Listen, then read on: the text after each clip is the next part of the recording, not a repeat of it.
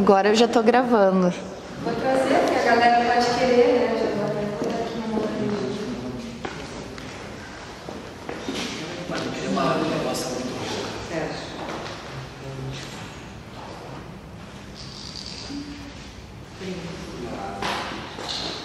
Então, galera, boa noite. Eu sou o Felipe. Este é quem eu vou dar o copo é o Jones Camargo, dramaturgo e escritor. E a Paula Emília Martins, que é a diretora do filme, do projeto. Eu vi que tu fez umas anotações. Tu quer partir delas ou eu posso fazer uma provocação pequena? Não, pode ficar à vontade. O que tu poderia nos comentar, assim, da tua experiência que é de dramaturgia, mas que também não está limitada só à questão do palco, né? Porque tu trabalha também com espetáculos contínuos. O que esse trabalho da Paula tem acrescentado no pós-dramático? Eu sinto que ele tem algo, ele rompe com o drama enquanto texto. Completamente, a gente percebe isso. Mesmo a pessoa com algum conhecimento limitado, que é o pós-dramático, para perceber isso. Tu sente que acrescenta algo nesse sentido? Eu acho que tem uma característica que é de oposição ao cinema tradicional, e isso é uma característica talvez da própria linguagem do surrealismo, que é de ter algo autoral, uma visão muito autoral, porém é feita no cinema, que é necessariamente uma arte coletiva, tanto quanto no teatro.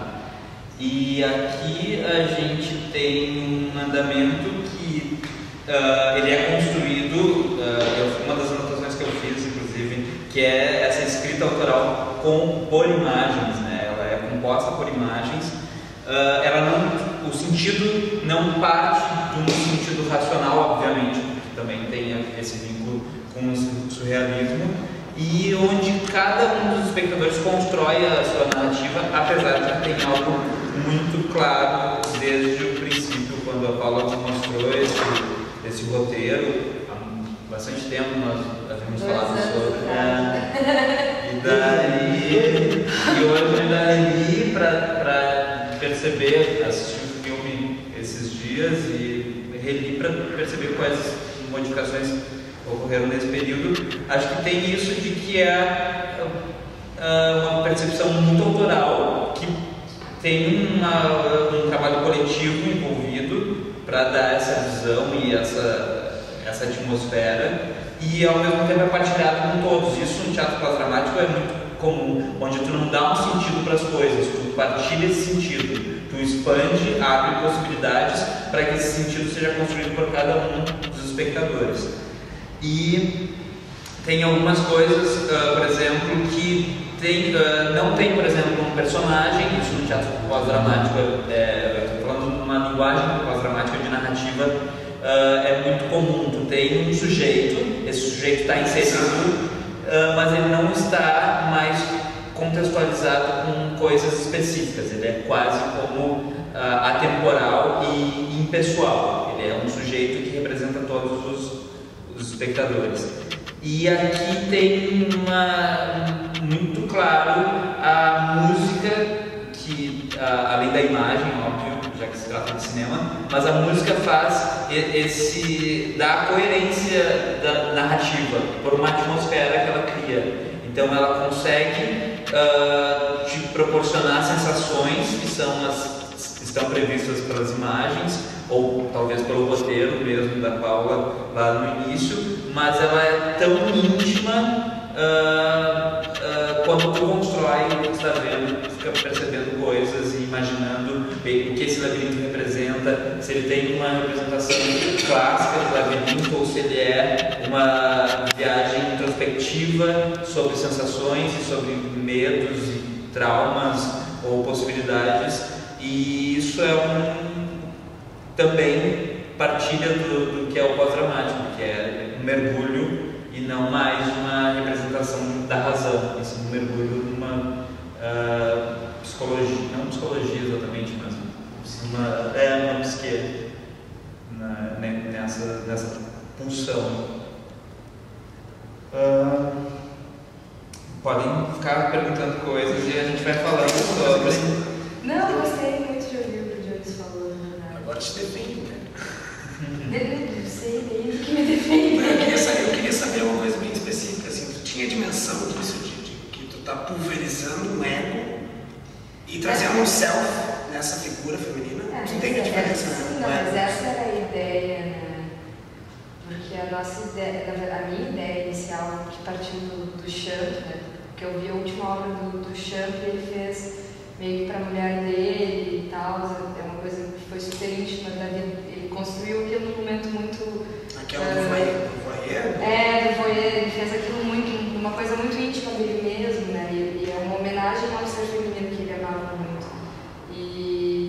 E aquela imagem daquele ser feminino me instigou muito, porque aquele ser feminino é aquele ser que carrega as pessoas nas costas, sem pedir nada em troca, entende?